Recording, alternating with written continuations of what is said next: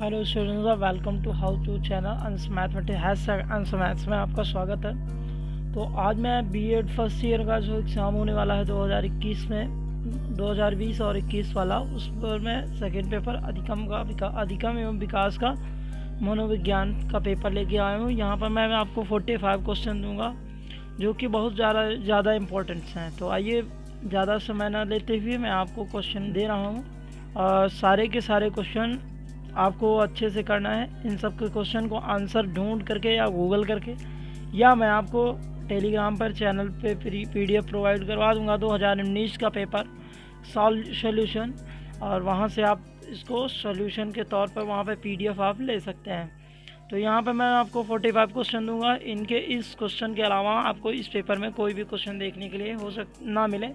हो सकता है एक आध क्वेश्चन आपको नया मिल जाए, लेकिन वो अथवा में होगा या और में होगा, तो आप उसको नेगलेक्ट भी कर सकते हैं। तो आइए देखते हैं सारे क्वेश्चन। 2019 में सबसे पहला क्वेश्चन जो आया था, शिक्षा मनोविज्ञान की प्रयोगात्मक विधि की आवश्यकता तथा उसका उल्लेख लिखना था। तो आपको यहाँ पर शिक्षा मनोविज्ञान की प्रयोगात्मक विधि का वर्णन करना है। अगला जो हमारा क्वेश्चन आपको लिखना है वो बालक के विकास में आनुवंशिकता एवं वातावरण की भूमिका क्या है, ये कर लेना है। अगला आपका जो तीसरा क्वेश्चन है, जीन पियाजे द्वारा संज्ञानात्मक विकास की सिद्धांत की व्याख्या करना है। उन्होंने 3 तरीके के विकास के बारे में बताया था, तो आपको संज्ञानात्मक वाला यहाँ पे लिखना है और कम से कम आपको 3 पेज में ये आंसर आना चाहिए ये वाला करने के लिए। यहाँ पे मैं जितने भी क्वेश्चन बताऊंगा मैं कितने पेज में लिखना है ये भी बता दूंगा। और यहाँ पर अगला है आपका स्किनर के अधिगम सिद्धांत की मुख्य विशेषताओं पर प्रकाश डालना है। ये भी 2019 में आया था। और इसके बाद साथ आपका दो मोस्ट इम्पॉर्टेंट है, जो 2019 और 18 दोनों साथ में आ चुका है। तो आपको यहाँ सृजनात्मक बालक की पहचान किस प्रकार करूँगा इसको बताना है। अगला है आपका मानसिक आरोग्यता के सिद्धांत। मानसिक आरोग्यता मतलब आपको यहाँ पर मेंटल डिसेबिलिटी से बचने के लिए क्या क्या करना चाहिए, आपको एक तनावपूर्ण माहौल से बचने के लिए आपको क्या क्या करना है, ये पॉइंट लिखना है। तो आपको मैं सारे के सारे इन सब का हल पीडीएफ जो है 2019 का जो पेपर आया है बीएड फर्स्ट ईयर का, उसका सोल्यूशन मैं अपने टेलीग्राम चैनल में दे दूँगा। और जो बच्चे टेलीग्राम चैनल का लिंक ना पा रहे हो वो हमारे चैनल के अबाउट फंक्शन में चले जाना। अबाउट में जा करके वहाँ पर आपको टेलीग्राम चैनल का लिंक मिल जाएगा, वहाँ से आप जा कर के टेलीग्राम ग्रुप को ज्वाइन कर सकते हैं और उसी ग्रुप में मैं वहाँ पे आपको पीडीएफ उसका प्रोवाइड करा दूंगा। अगला आपका है अभिवृद्धि एवं विकास में अंतर बताना है, और इसके साथ साथ प्रभावित करने वाले कारकों को भी लिख लेना है। अगर यहाँ पर प्रभावित करने वाले कारक भी लिख लेते हैं तो आपका ये लॉन्ग टाइप का क्वेश्चन बनेगा, और जिसका आंसर कम से कम नहीं तो 5 पेज में आना चाहिए। और अगला बात है यहाँ पर अभिवृत्ति, रुचियों और मूल्यों के विकास में विद्यालय की क्या भूमिका है, ये बात आपको बतानी है।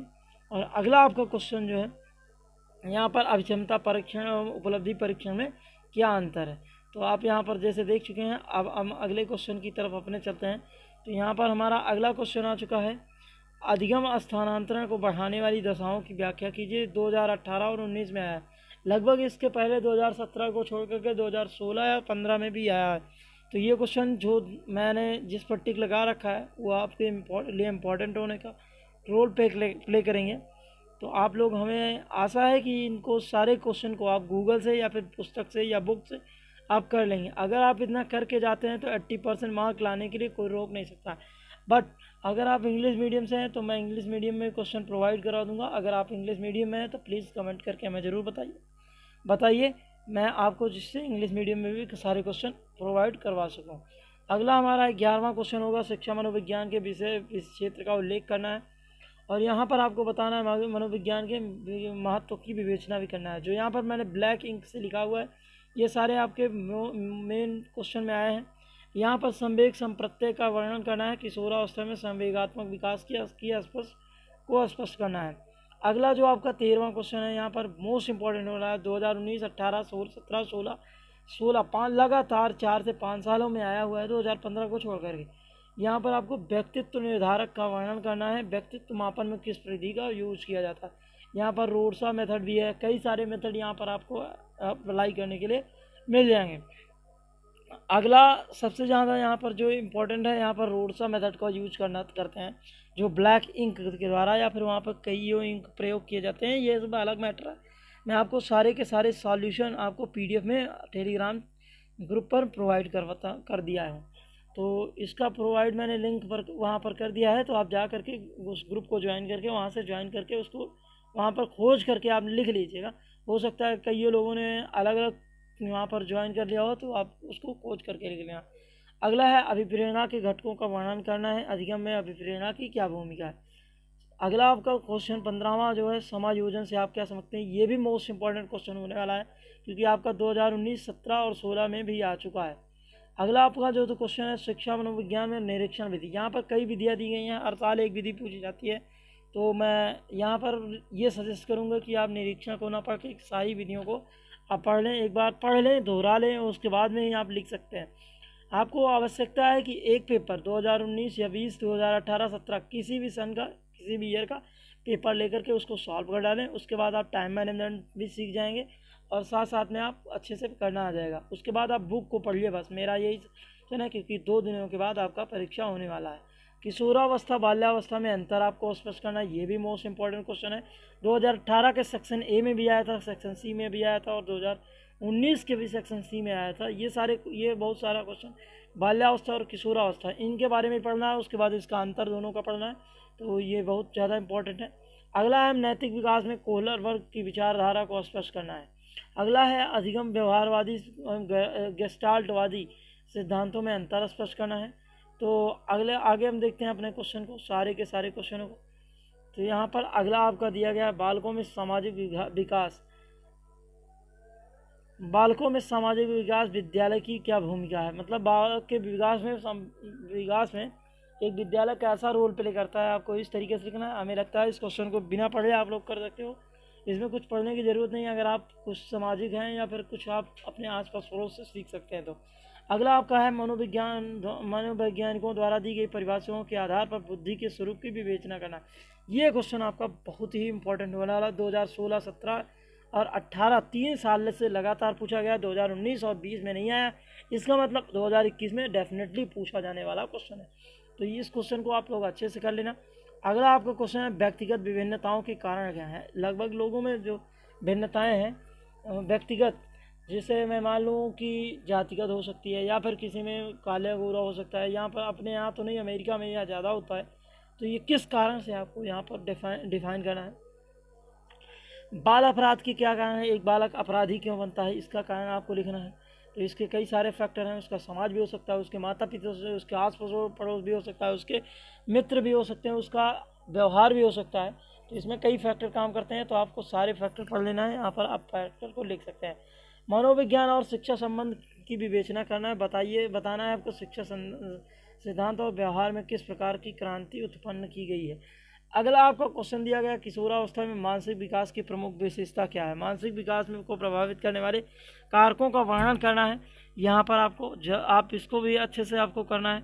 अगला जो आपका क्वेश्चन है शैक्षिक मनोविज्ञान के व्यवहार के अध्ययन की विभिन्न विधियों का वर्णन करना है। यहाँ पर तो आप लोग अच्छे से विभिन्न मनोविज्ञान की विधियों का वर्णन अच्छे से आप कर सकते हैं। यहाँ पर अगला क्वेश्चन आपका अधिगम को प्रभावित करने वाले कारकों को आपको बताना है। कौन कौन से हैं कारक जो अधिगम को, एक लर्निंग को, किस तरीके के सीखने को, आपके सीखने को कौन कौन से फैक्टर हैं जो प्रभावित कर सकते हैं। बहुत सारे फैक्टर हैं। हमारा समाज भी हो सकता है, हमारे आसपास पड़ोस का वातावरण भी हो सकता है, और हमारे पास रखे हुए इलेक्ट्रॉनिक गैजेट्स भी हो सकते हैं। बट इलेक्ट्रॉनिक गैजेट्स को अगर हम चाहें तो एक अच्छे तरीके से भी यूज कर सकते हैं। बट ये आपकी सोच पर निर्भर है कि आप किस तरीके का सोच रखते हैं। अगला जो आपका क्वेश्चन दिया है अधिगम को प्रभावित करने वाले कारकों के बारे में लिखना है। अगला है प्रमाणिक बुद्धि परीक्षणों की उपयोगिता, किस तरीके से बुद्धि का परीक्षण किया जाता है, इन सब के बारे में आपको लिखना है। अगला बात यहाँ पर की गई है व्यक्तिगत विभिन्नता के शैक्षणिक महत्व की विवेचना करना है। अगला जो है अधिगमकर्ताओं पर परिवार के प्रभाव की विवेचना करना है। किस तरीके से आप एक टीचर हैं, अधिगमकर्ता हैं, यानी लर्नर हैं, तो आपका परिवार आप में किस तरीके से आप पर कौन सा प्रभाव डालता है, अच्छा प्रभाव डालता है, बुरा प्रभाव डालता है, या फिर कुछ प्रॉब्लम की वजह से आप थोड़ा हिचक रखते हैं। तो आप इसको वर्णन करना है अपने तरीक़ों को। यहाँ पर जितने भी क्वेश्चन आपसे पूछे जाएँ सारे क्वेश्चन में आप अपने आप को टीचर आज अज्यूम करके अगर आपको बच्चे की तरीके से पूछा जा रहा है तो अपने पे आपको बच्चे के तरीके से अज्यूम करके आप क्वेश्चन का आंसर देंगे तो डेफिनेटली आप 80 to 85% मार्क अचीव कर सकते हो। और मैं यहाँ पर 45 क्वेश्चन लाया हूँ, तो आप इतना समझ सकते हो कि ये पूरे बुक्स हैं। तो डेफिनेटली आप अगर इसमें से कुछ भी परसेंट क्वेश्चन कर जाते हो, अगर 70% क्वेश्चन कर लेते हो तो आपका 75 to 85 कोई रोक नहीं सकता है परसेंट लाने में। अगला दिया गया है यहाँ पर मानसिक स्वास्थ्य के सिद्धांतों को अवमान करना है, क्योंकि एक टीचर जो होता है मानसिक स्वास्थ्य अगर स्वास्थ्य उसका सही रहेगा तो अच्छे से वो टीचिंग कर सकता है। अगला दिया गया समायोजन की चुनौतियों की विवेचना करनी है। संज्ञानात्मक विकास के में क्या तात्पर्य है, आपको यहाँ पर भी मैंने बताया था जीन पियाजेट के बारे में भी यहाँ पर इसको लिखना था। मैंने पहला क्वेश्चन ही आपको बता दिया था, वहाँ पर 2017, 16, 18 में आया हुआ है और इसके साथ साथ आपने 2015 में भी देखा था। तो सारे के सारे क्वेश्चन इंपॉर्टेंस हैं। यहाँ पर देखिए आपको 2 बार रिपीट हुआ है यही क्वेश्चन। तो मैं बताता हूँ राम मनोहर लोहिया यूनिवर्सिटी जो है इन्हीं 45 क्वेश्चन से में ही रिपीट करेगी। अगर आप तैयारी करके जाते हैं इन्हीं 45 क्वेश्चन का तो आप डेफिनेटली 80% से अधिक करके आओगे। अगला आपका 9वां जो क्वेश्चन है, बच्चों में कक्षा में शिक्षक द्वारा अभिप्रेरित करने के कुछ उपायों को अलग अलग विभिन्न प्रकार के अभिप्रेरकों और शैक्षिक आशय का वर्णन आपको करना है। उसके बाद में दिया गया स्पीयरमैन द्वारा बुद्धि के कारकों, आपको मैंने बताया था बुद्धि को मापने के जितने भी तरीके हैं, जितने भी बुद्धि कारकों के यहाँ पर मनोवैज्ञानिकों के द्वारा दिया गया है मापने की विधियाँ, सबको आपको एक बार पढ़ लेना है बस। बाकी और आप लोगों को एक प्रैक्टिकल फाइल बनवाई होगी, वही सेम प्रैक्टिकल फाइल तैयार होनी चाहिए आपकी, बस वहाँ से आप बना करके आप कुछ भी लिख सकते हो। ऐसा नहीं है कुछ भी लिखोगे तो नंबर नहीं मिलेगा, नंबर मिल जाएगा, लेकिन आपको डेफिनेटली अगर नहीं पता है तो आप कुछ नंबर अचीव कर सकते हो। अगर लेकिन आप यहाँ पर इंग्लिश मीडियम से हैं तो आप बता दीजिएगा, मैं अपना जो क्वेश्चन है अलग से मैं इंग्लिश मीडियम वालों के लिए प्रोवाइड करवा दूंगा। बट अगर आप हिंदी मीडियम से हैं तो चैनल को सब्सक्राइब कर दीजिएगा और लाइक भी कर दीजिएगा अगर ये क्वेश्चन आपको अच्छे लगे हों तो। और चलते हैं अगले क्वेश्चन। विशिष्ट अधिगमकर्ता को परिभाषित करना है कि आप किस तरीके से एक विशिष्ट अध्यापक बन सकते हो। अगला यहाँ पर क्वेश्चन दिया गया शैक्षिक वैज्ञानिक एवं समस्त मनोवैज्ञानिक विधियों की विवेचना करना है यहाँ पर आपको। हाँ, और उसके बाद में बताया गया शिशुओं के विकास में वंशानुक्रम एवं वातावरण का महत्व का वर्णन करना है। इसके बाद अधिगम के प्रभावकारी घटकों के बारे में विवेचना करनी है। समायोजन यांत्रिक प्रक्रिया को स्पष्ट करना है। ये सारे क्वेश्चन हो चुके हैं। अगला हमारा क्वेश्चन है जो यहाँ पर हम लेकर के आए हैं, अधिगमकर्ता के प्रेरणा हेतु क्या युक्तियाँ हैं। आप एज ए टीचर किस तरीके से प्रेरित हो सकते हैं या प्रेरित कर सकते हैं, तो आप क्वेश्चन को बताना है आपको। यहाँ पर आपको अभिप्रेरणा का भी तरीका पढ़ के जाना है, यहाँ पर मोटिवेशन से पूछता है। और अगला क्वेश्चन दिया गया अधिगमकर्ताओं के व्यवहारिक समस्याओं की व्याख्या करना है। ये दोनों अधिगमकर्ताओं पर क्वेश्चन ही है, सेम क्वेश्चन है, बस इसमें थोड़ा सा यहाँ पर युक्तियाँ बताना है आपको, उसके निवारण का उपाय बताना है और यहाँ पर व्यवहारिक समस्याओं के बारे में बताना है। पहले में उसका आंसर बताना है और दूसरे में उसका क्वेश्चन बताना है। बुद्धि के घटक सिद्धांत की विवेचना करना है। हमने आपको बताया था बुद्धि को आपको अच्छे से पढ़ लेना है। यहाँ पर बुद्धि से रिलेटेड कई भी सारे क्वेश्चन पूछे जाएंगे IQ लेवल से, तो यहाँ पर सभी प्रमाणिक बुद्धि परीक्षणों की सूचीबद्ध करना है। यहाँ पर अलग अलग तरीके से आपको बताना है कि कौन कौन सा परीक्षण किस तरीके की बुद्धि को यहाँ पर यूज करने में किया जाता है। अगला दिया गया थॉर्नडाइक, पावलोव तथा स्किनर के अधिगम सिद्धांतों की अति संक्षिप्त व्याख्या करना है। थोड़ा थोड़ा आपको ये 1.5 पेज में या फिर 2 पेज में आपको करना है यहाँ पर, क्योंकि ये मोस्ट इम्पॉर्टेंट की श्रेणी में हमने रखा है। और यहाँ पर आपको टोटल 45 क्वेश्चन दिए गए हैं और इन्हीं 45 क्वेश्चन में से आपका अगर क्वेश्चन डेफिनेटली 80% आप जरूर से ज़रूर अचीव करोगे। बट आपको करना क्या है, क्वेश्चन को जल्द से जल्द सॉल्व कर डालो और इसके सोल्यूशन का 2019 में जितने भी क्वेश्चन पूछे गए हैं सारे के सारे सोल्यूशन को मैं अपने टेलीग्राम ग्रुप के लिंक को पर हमने पेस्ट कर दिया है वहाँ पर, और आप चैनल के अबाउट फंक्शन में जाकर के टेलीग्राम ग्रुप को ज्वाइन कर सकते हैं। और वहाँ पर आपको कोई भी समस्या है तो आप वहाँ पर ज़रूर डेफिनेटली आप अपने क्वेश्चन को रखिए, मैं उन क्वेश्चन का सॉल्यूशन लाने के लिए प्रयास करूँगा। तो अगर चैनल यहाँ पर वीडियो अच्छा लगा है आपको तो ज़रूर से ज़रूर सब्सक्राइब कर दीजिएगा। अगर चैनल पर नए हैं तो चैनल को सब्सक्राइब कर लीजिएगा। तो मिलते हैं नए वीडियो में। अगर आपको वीडियो अच्छा लगा है तो मैं अगला वीडियो ज़रूर लेकर के आऊँगा। इसके लिए आप थंबनेल को ज़रूर प्रेस कर दीजिएगा, जिससे मुझे भी मोटिवेशन मिलता रहे कि मैं अगला वीडियो कब लेकर के आऊँ। तो मिलते हैं नए वीडियो में, तब तक के लिए बाय, थैंक यू।